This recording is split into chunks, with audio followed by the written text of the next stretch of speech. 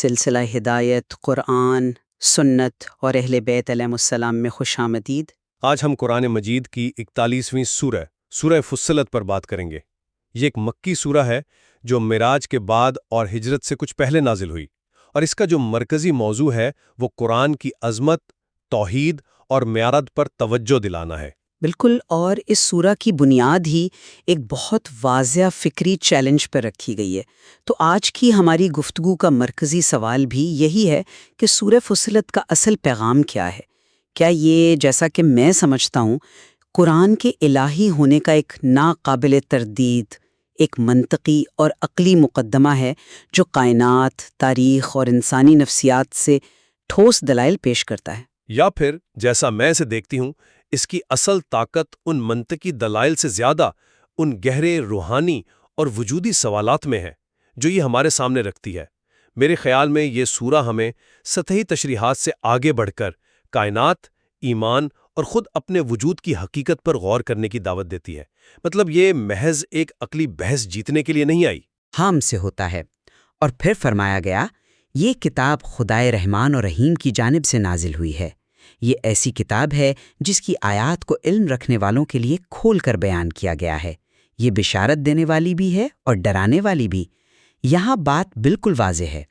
قرآن خود کو ایک روشن اور مفصل کتاب کے طور پر پیش کر رہا ہے۔ اس کے باوجود اکثر لوگوں نے منہ پھیر لیا۔ لیکن ان کا منہ پھیرنا صرف نظر انداز کرنا نہیں تھا۔ ذرا ان کے الفاظ پر غور کریں۔ جس چیز کی طرف تو ہمیں بلاتا ہے اس کے لیے ہمارے دل غلاف میں ہیں، ہمارے کانوں میں بہراپن ہے، اور ہمارے اور تمہارے درمیان پردہ حائل ہے۔ پس تم اپنا کام کرو، ہم اپنا کام کرتے ہیں۔ مجھے یہ صرف ہٹ درمی کا بہانہ نہیں لگتا، یہ گہری نفسیاتی کیفیت کا اعتراف ہے۔ وہ کہہ رہے ہیں کہ ہمارے اور حق کے درمیان ایک حقیقی رکاوٹ ہے، ایک دیوار ہے جسے ہم توڑنا نہیں چاہتے۔ یہ ایک طرح سے روحانی طور پر خود کو بند کر لینے کا بیان ہے۔ میں آپ کے نقطے کی گہرائی کو سمجھتا ہوں، لیکن میں اسے ان کے تکبر کا نتیجہ سمجھتا ہوں۔ وہ اپنی حالت کو جواز بنا کر پیش کر رہے ہیں۔ اسی لیے نبی صلی اللہ علیہ وآلہ کو حکم ہوا کہ وہ ایک انتہائی صاف اور منطقی جواب دیں۔ کہہ دیجئے، میں بھی تم جیسا آدمی ہوں، میری طرف وہی ہوتی ہے کہ ایک اللہ ہی تمہارا معبود ہے، لہٰذا تم اس کی طرف سیدھے رہو اور اسی سے مغفرت مانگو۔ دیکھیں، یہاں کوئی مافوق الفطرت ہونے کا دعویٰ نہیں ہے۔ پیغام کی سچائی پر زور ہے، شخصیت پر نہیں۔ یہ ایک خالص عقلی دعوت ہے کہ دلیل کو دیکھو، لانے والے کو نہیں۔ صحیح، لیکن اسی عقلی دعوت کے فوراً بعد ایک ایسی بات کہی گئی ہے جو ہمیں سوچنے پر مجبور کرتی ہے۔ فرمایا، اور تباہی ہے ان مشرکین کے لیے جو زکوٰۃ نہیں دیتے اور جو آخرت کا انکار کرتے ہیں۔ شرک اور انکار آخرت تو سمجھ آتا ہے، لیکن یہاں زکوٰۃ نہ دینے کو ان بڑے گناہوں کے ساتھ کیوں جوڑا گیا، جبکہ زکوٰۃ کا باقاعدہ نظام تو مدینے میں قائم ہوا؟ کیا یہ صرف مال نہ دینے کا معاملہ ہے یا اس کے پیچھے کوئی گہری بات ہے؟ یہ ایک اہم سوال ہے اور تفاسیر اس کی وضاحت کرتی ہیں۔ یہاں اصطلاحی زکوٰۃ مراد نہیں، بلکہ مطلق صدقہ اور راہ خدا میں خرچ کرنا مراد ہے۔ لیکن اس کا گہرا مطلب یہ ہے کہ مال سے شدید محبت اور بخل کو شرک کی ایک عملی شکل قرار دیا گیا ہے۔ یہ اس بات کی دلیل ہے کہ آپ کا بھروسہ اللہ پر نہیں بلکہ اپنی دولت پر ہے۔ ان کا شرک صرف بتوں کو پوجنا نہیں تھا، بلکہ ان کی اقدار میں بھی جو ہے رچ بس کیا تھا، جہاں مال ہی سب سے بڑا خدا تھا۔ بالکل، اور یہی میرا نقطہ ہے۔ یہاں کلیدی لفظ صرف زکوٰۃ نہیں، بلکہ اس کا اصل مادہ تزکیہ یعنی پاکیزگی ہے۔ تو یہ آیت صرف خیرات نہ دینے کی بات نہیں کر رہی، بلکہ یہ کہہ رہی ہے کہ روحانی پاکیزگی اور معاشی انصاف ایک دوسرے سے جڑے ہوئے ہیں۔ مال جمع کرنا اور اسے پاک نہ کرنا دراصل خود کو روحانی طور پر آلودہ کرنا ہے۔ یہ ایک سادہ حکم سے بڑھ کر ایک گہرا نفسیاتی اور سماجی تجزیہ ہے۔ آپ نے اسے خوبصورتی سے بیان کیا، اور اس اندرونی کیفیت کے تجزیے کے بعد سورہ فوراً بیرونی کائنات کی ٹھوس نشانیوں کی طرف آتی ہے۔ گویا کہا جا رہا ہو کہ اگر تم اپنے اندر نہیں جھانک سکتے تو باہر ہی دیکھ لو۔ فرمایا گیا، کہہ دیجئے، کیا تم اس ذات کا انکار کرتے ہو جس نے زمین کو 2 دن یوم میں پیدا کیا؟ یہاں یوم سے مراد طویل ادوار یا مراحل ہیں، نہ کہ 24 گھنٹے کا دن۔ یہ اللہ کی قدرت کی ایک واضح اور منطقی دلیل ہے۔ میں اس دلیل کی قوت کو تسلیم کرتی ہوں، لیکن میرا مسئلہ اس کو لفظی طور پر سائنس سے ملانے کی کوشش سے ہے۔ آگے فرمایا گیا کہ زمین میں پہاڑ بنائے اور خوراک کا انتظام کیا 4 ایام میں۔ اب کچھ لوگ اسے 2+4 یعنی 6 دن بنانے کی کوشش کرتے ہیں، جبکہ آیت 12 میں آسمانوں کی تخلیق کے لیے مزید 2 دن کا ذکر ہے۔ یہ حساب کتاب ہمیں اصل نقطے سے دور لے جاتا ہے۔ جی، مفسرین میں اس کی وضاحت کی ہے کہ زمین کی تخلیق اور اسے قابل سکونت بنانے کے تمام مراحل ملا کر کل 4 ادوار بنتے ہیں، جس میں پہلے 2 ادوار بھی شامل ہیں۔ یہ ایک طرح سے بیانی ترتیب ہے، زمانی اضافہ نہیں۔ میں سمجھتی ہوں، لیکن کیا یہ ممکن نہیں کہ یہاں مقصد کوئی سائنسی ٹائم لائن دینا ہے ہی نہیں؟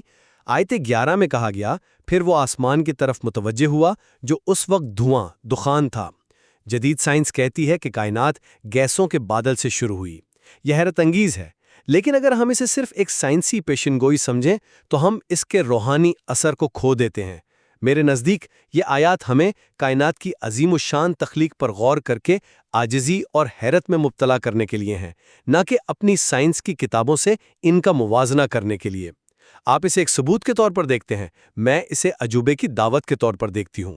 میں سمجھتا ہوں کہ یہ دونوں کام کرتی ہیں۔ یہ قرآن کا اعجاز بھی ہے اور اللہ کی قدرت کا بیان بھی۔ اس کے بعد سورہ ٹھوس تاریخی دلائل کی طرف آتی ہے اور قوم عاد اور سمود کی مثال دیتی ہے۔ قوم عاد نے تکبر سے کہا، ہم سے بڑھ کر طاقتور کون ہے؟ تو اللہ نے انہیں ایک شدید طوفانی ہوا سے تباہ کر دیا۔ قوم سمود کو ذلت آمیز عذاب کی بجلی نے پکڑ لیا۔ یہ تاریخ سے لی گئی منطقی دلیل ہے کہ طاقت پر گھمنڈ کا انجام کیا ہوتا ہے۔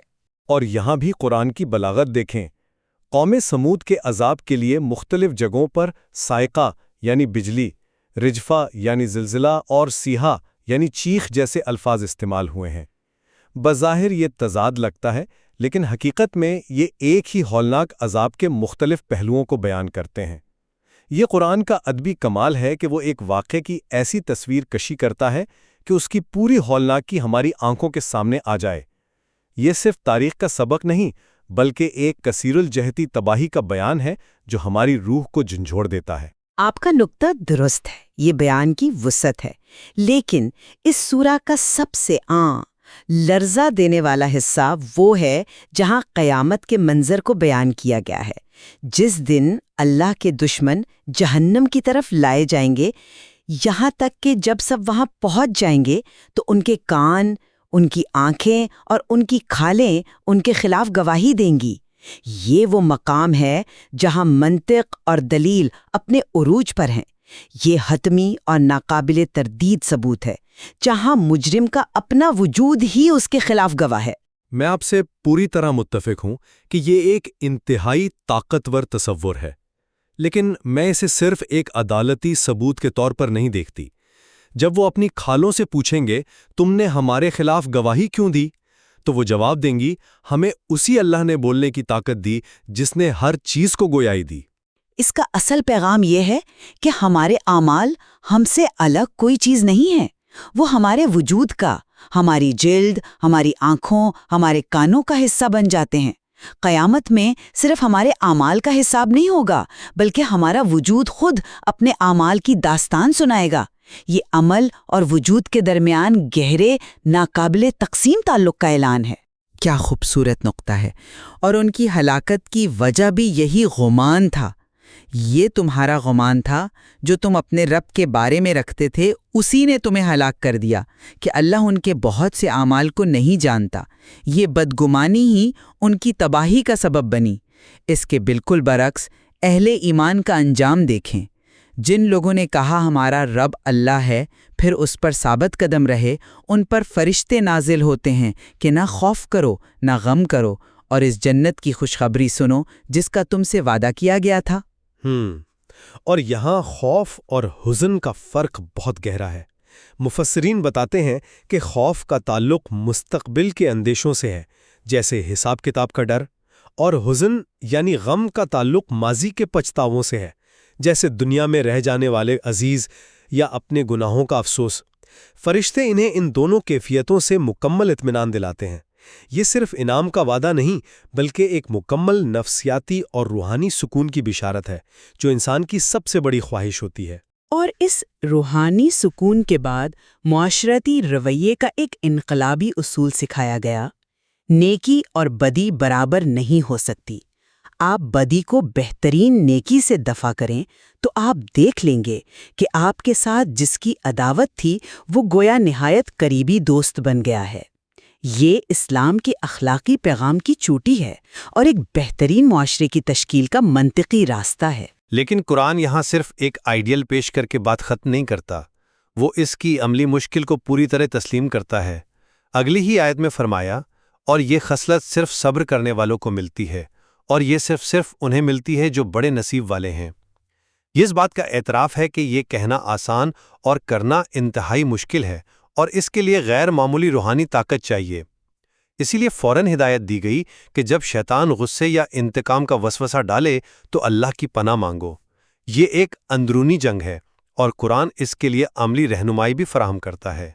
یہ محض ایک اخلاقی نعرہ نہیں بلکہ ایک قابل عمل روحانی ریاضت کا راستہ ہے۔ بالکل درست۔ آخر میں سورہ قرآن کی اپنی حقانیت پر واپس آتی ہے۔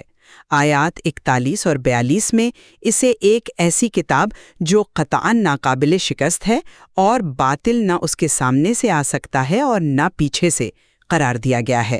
یہ اس کے کلام الہی ہونے اور تحریف سے ہمیشہ محفوظ رہنے کی حتمی دلیل ہے۔ اور پھر آیت 53 میں ایک عظیم وعدہ کیا گیا ہے: ہم عنقریب انہیں اپنی نشانیاں آفاق عالم میں بھی دکھائیں گے اور خود ان کی ذات میں بھی، یہاں تک کہ ان پر واضح ہو جائے کہ یقیناً وہی حق ہے۔ یہ آیت آج کے دور میں سب سے زیادہ ریلیونٹ محسوس ہوتی ہے۔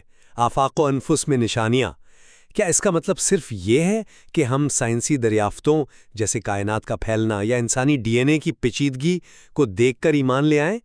میرے خیال میں اس کا مطلب اس سے کہیں زیادہ وسیع ہے۔ یہ صرف سائنسی حقائق کی فہرست نہیں ہے، یہ اس بات کا وعدہ ہے کہ علم اور خود شناسی کا سفر جتنا آگے بڑھے گا، انسان اتنا ہی حق کے قریب ہوتا جائے گا۔ نشانیاں صرف باہر نہیں، ہمارے اپنے اندر بھی ہیں۔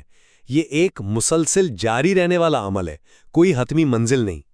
یہ قرآن کے ایک زندہ اور ہر دور سے ہم آہنگ کتاب ہونے کی دلیل ہے۔ تو خلاصہ یہ ہے کہ میرے نزدیک سورہ فصلت ایک انتہائی منظم اور منطقی مقدمہ پیش کرتی ہے۔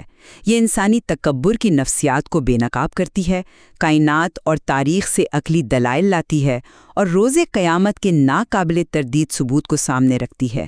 یہ عقل کو جھنجھوڑتی ہے کہ وہ حق کو تسلیم کرے۔